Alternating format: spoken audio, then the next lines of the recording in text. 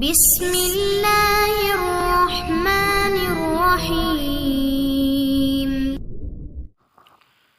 اعوذ باللہ من الشیطان الرجیم، بسم اللہ الرحمن الرحیم۔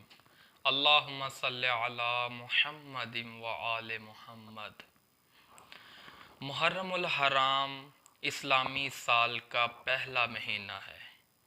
یہ مہینہ اہل بیت علیہم السلام اور ان کے چاہنے والوں کے لیے رنج اور غم کا مہینہ ہے۔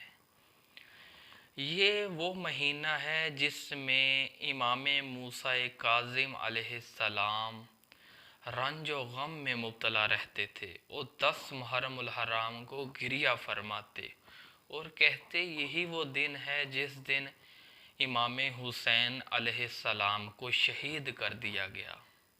اس مہینے کی پہلی تاریخ کے دن اور رات کے کچھ مخصوص اعمال ہیں۔ پہلی رات کے اعمال میں سے ایک یہ ہے کہ 2 رکعت نماز۔ اس کا طریقہ کار یہ ہے کہ الحمد کے بعد 11 مرتبہ سورہ توحید کی تلاوت کرنی ہے۔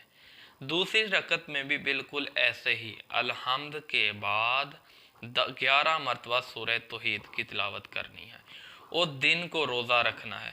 جو شخص بھی نماز اور روزہ رکھے گا، نماز پڑھے گا اور روزہ رکھے گا، روایت میں وارد ہوا ہے کہ وہ شخص ایسے ہی ہے کہ پورا سال اعمال خیر انجام دیتا رہا۔ اگر اسی سال اسے موت آ جائے تو اللہ تعالیٰ اسے بہشت میں داخل کرے گا۔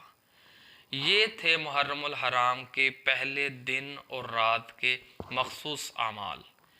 آخر میں دعا گو ہیں کہ پروردگارا ہم سب کو یہ عمل کرنے کی توفیق عطا فرما۔